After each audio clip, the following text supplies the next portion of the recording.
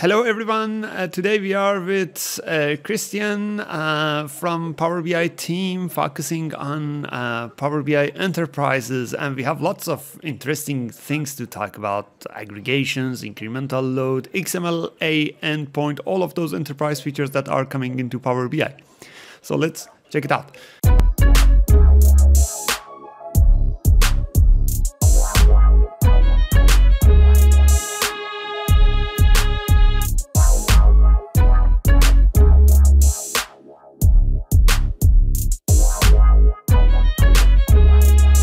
Hi, Christian. How are you?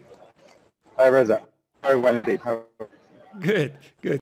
Okay. So I just want to say before we start, Reza, again, now on the recording, I just want to say much respect to you for just having visa issues preventing you from getting to MBAS and to Ignite. You still managed to interview practically every single PM Power BI team. So congratulations to you. Much respect for being undeterred and determined to get your interview. Thank you. Thank you for saying such a nice word. And thank you all for being available for doing these interviews. Can you introduce yourself a little bit? Yes, I'm a program manager and I focus on enterprise BI Pro developer features, focusing on scalability and manageability and programmability and application lifecycle management and integration box and those types of features. Traditionally were for analysis services, and more of these features show up in Power BI now. I'm sure it's correct. Yes, yeah. I remember the time that you've been doing all of these interesting things in analysis services, which is now coming into Power BI.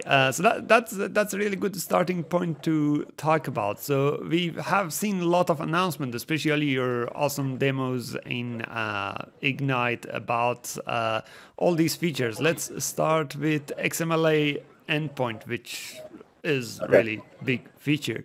So let's talk about that. What is your feeling of that feature? How this can help people to use Power BI?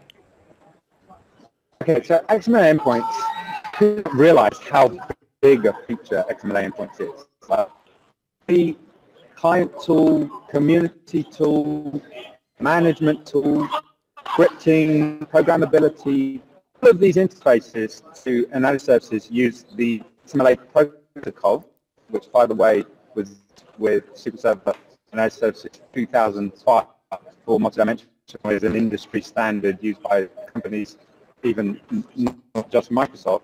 So BI tool on, as far as I'm maybe exaggerating slightly, but pretty much every BI tool on the planet is kind of analysis services through the XMLA endpoint, right? Well, BI is really a software as a service layer on services. So it makes a lot of sense for us to open up the XMLA endpoint in Power BI, which is going to allow all of these analysis services to seemingly, in theory, migrate over to Power BI.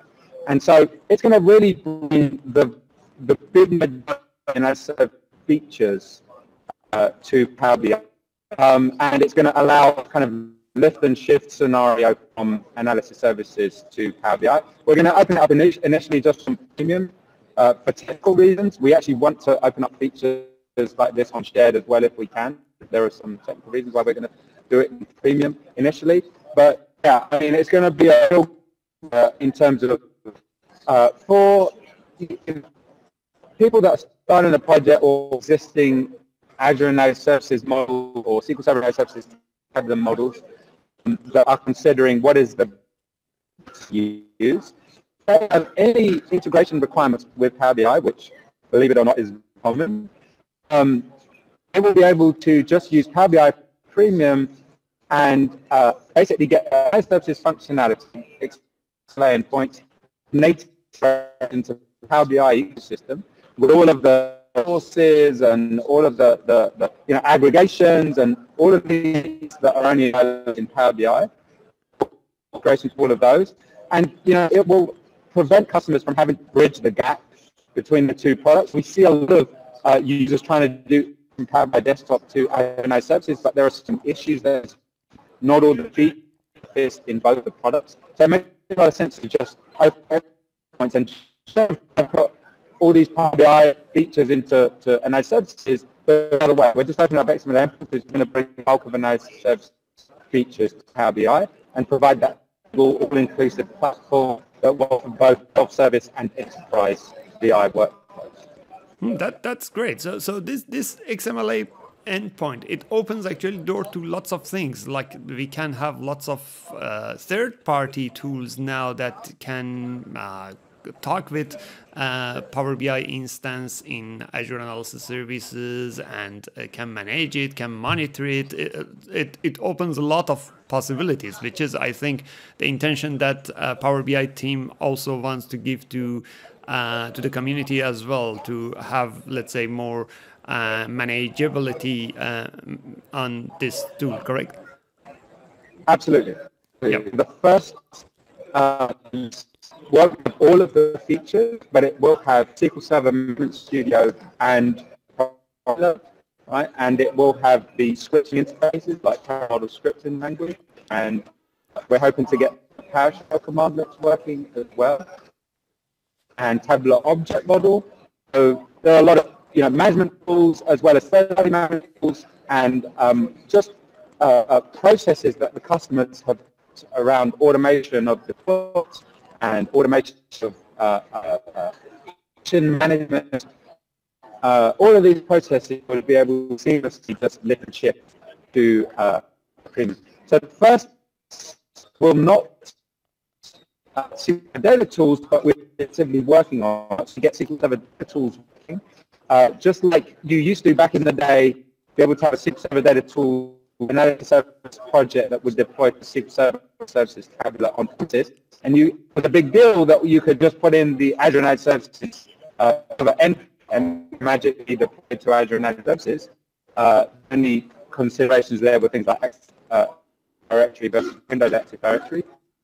Fundamentally, you had a clean lift and shift story where you could just deploy that model to Azure Services. Well, we want to introduce that same thing for it won't be in the first release, but we hope it will be pretty soon thereafter. And at that point, once you have some data tools integration, that will give you integration with source control systems and automated build and deployment, that can use the services deployment wizard to deploy new versions of environments. And it will be the traditional application lifecycle management process that people use on an analysis service that will work in Power BI. That's great. It is good that we talk about this part as well. So lots of people come to us and ask, okay, we have Power BI Premium with all these functionalities, with all these new interesting functionalities like XML endpoint that is coming, like all those aggregations, incremental load, and we have Azure Analysis Services. And they just think about comparing these two. But we had a good track of Twitter messages, and you mentioned that this is like calibrating through that. So I would like you to explain a little bit more about that part. So ask the question more specifically. Do you mean about an analysis service feature showing up in Power BI Premium? So I mean, for example, customers who want to build a model. Let's say they are thinking about, are they going to choose Power BI Premium or Azure Analysis Services? Are these actually two competitor products, or they are kind of bound to each other? Good question. Good question. To be best, and actually get asked this question in various forms. So once we have end-to-end XMLA endpoint, right, and an object, it should be pretty much a no-brainer. If you already have a premium instance, it should be pretty much a no-brainer to just go with premium. There will be still a couple of that we still need to close, like restore and server properties for fine-grained, memory and thread management, and timeouts for source queries and concurrency between queries and database operations. All these fine-grained properties that you have in Azure Analysis Services will still be available individually. Then scale out will we should be back to Power BI, but I don't have a time frame for that, and backup restore. If you don't have those particular features, after the XMLA endpoint is working with T and and it's got available, then if you already have a premium capacity, it should basically be a no-brainer to just go straight to Power BI Premium. But that doesn't mean that is going. That's I get that question a lot as well. If you've got a implementation that is working quite happily with Azure Analysis Services, you don't have to migrate. We're not going to suddenly stop supporting Azure Analysis Services, just like we're not going to suddenly stop supporting Server Analysis Services on premises of customers on premises. We just look at the thing about Analysis Services. It's going to be 20 years old on November 16th, and and it can be at my house, and you were invited. The point being, it's been around for 20 years, right? It's been a market dominator, a market leader. We've been in the leaders quadrant in the Gartner Magic, or the leaders box in the Gartner Magic quadrant for 11 years. Analysis Services has been part of that. It's defined the standard. It's defined XML that many other companies actually subscribe to. And it's going to be around another time as a service, as Azure Analysis Services and SQL Server Analysis, and as the new, well, it's always, and as the Power BI analysis services, because Power BI is a software as a service interface of the analysis service. So it's really still just analysis services. So no matter which direction we go in, it will still be analysis services. And just like with multidimensional, where despite the fact we haven't invested significantly in multidimensional for a while, other than query support, primarily a backwards compatibility feature around 2012, and before that maybe all the way back to 2008. Guess what kind of customers are in multidimensional? If we'd still like to put multidimensional in we're not going to investing directly in particular products doesn't mean that they're going to be deprecated or not supported. And by the way, we will still investing in Azure Analysis and SQL Server Analysis, maybe not as in Power BI, obviously, like some features like aggregations, and we don't have a plan to ship in those SKUs right now, but we will be shipping some features for each major piece of services. We haven't announced it's coming for SQL Server in 96, but I anticipate that they will put in 2019 to show up in Azure Analysis. It to be aggregations, but there will be some new features. SQL Server is a big tool new for Microsoft. We have a ton of customers using it on premises. So actually, the three products, AI, both premium and shared, and then Azure Analysis Services, those products have a lot of runway left and a lot of longevity. Great. Awesome. Thank you for the explanation. So for people who are watching this, Azure Analysis Services is not going anywhere. It is still there, and it will be there because that's like the core engine of Power BI and Power BI Premium. These are like working together, as Christian already mentioned. One of the things that people asked in Twitter about this XMLA endpoint, when that is going to be available, if you can tell us.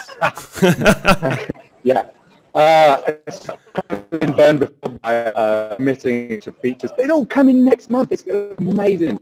So I would like to commit to the fact that we'll be working on it, and the first release is in the non-distant future, hypothetically very soon.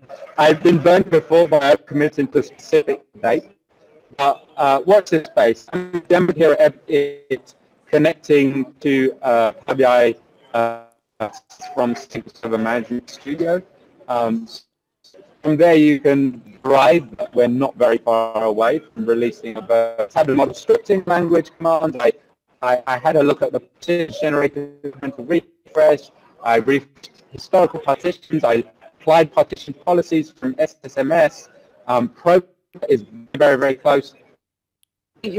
Glad that it's not too far away, but unfortunately I've learned from my mistakes, and I'm not the exact and dates Yeah. because it may not actually Yeah, but not far away is a good not far enough away. for Not us. far Yes. away. I can definitely to that.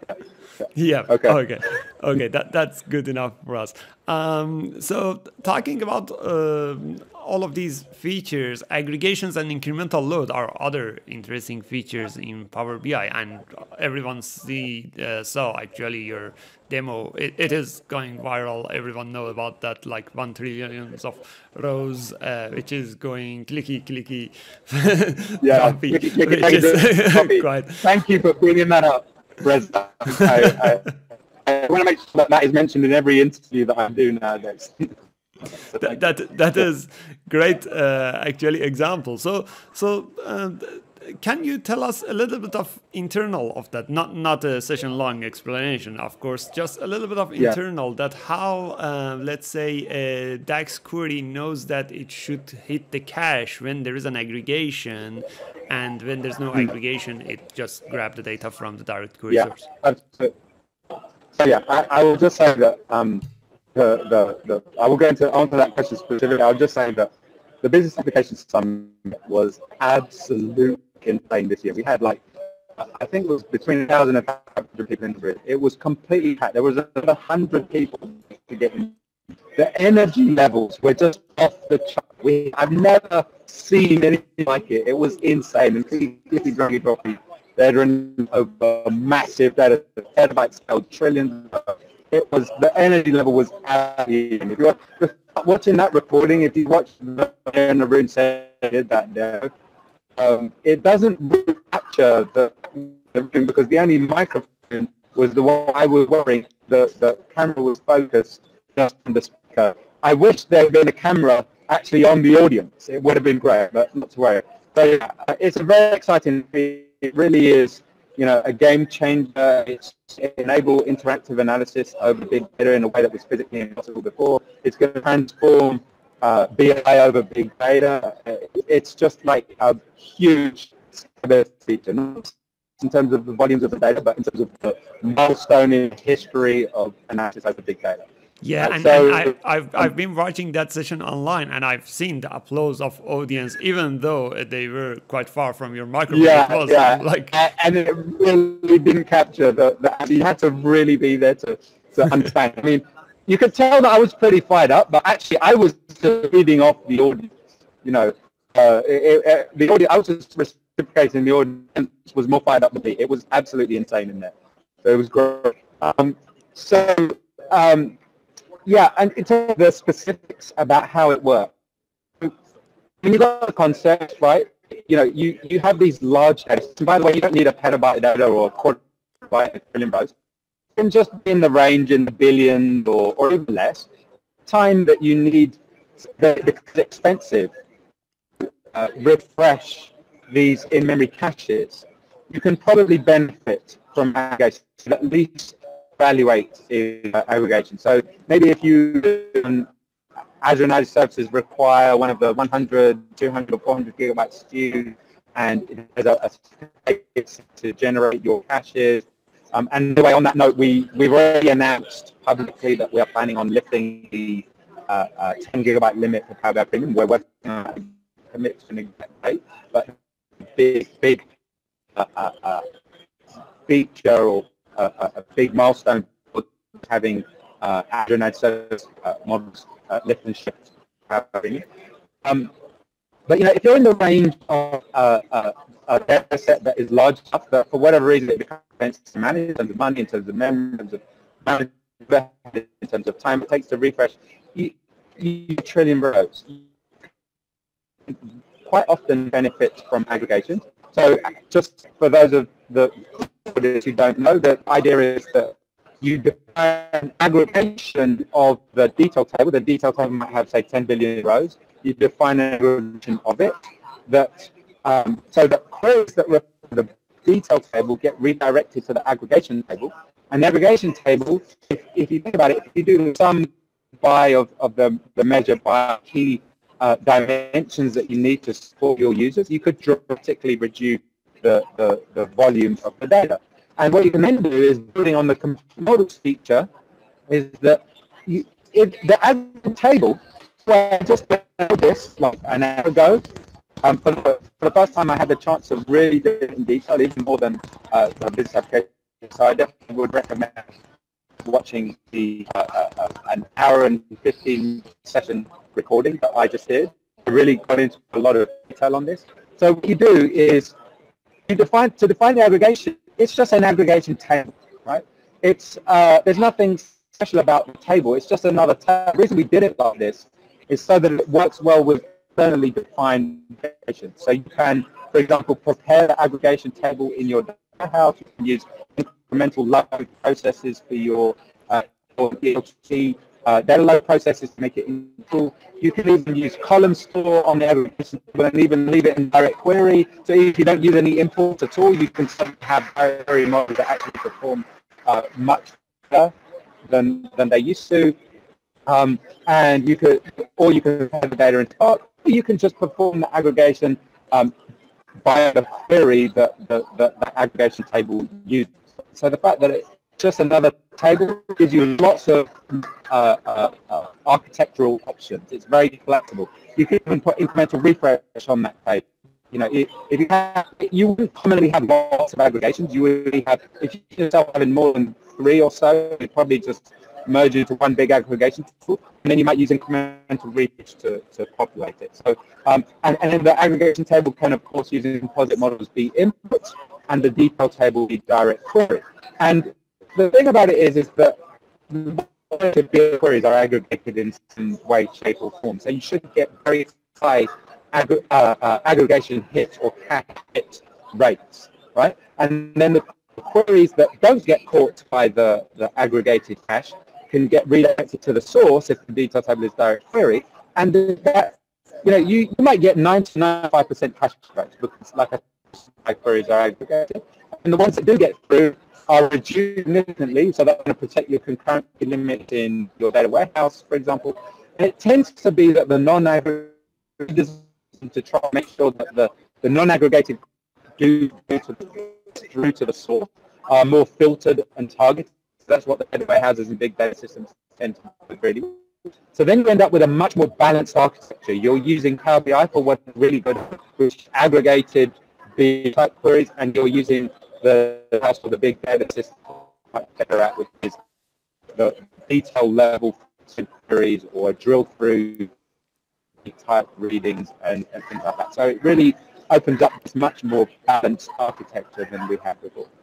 That's great explanation as well. So combination of these aggregations and incremental load for those people who are watching this is giving you ability to work with huge amount of data, like billions of rows, trillions of rows, as Christian shows in his demo. So you can get like very fast performance out of those tables as well, which is something that most of people ask about.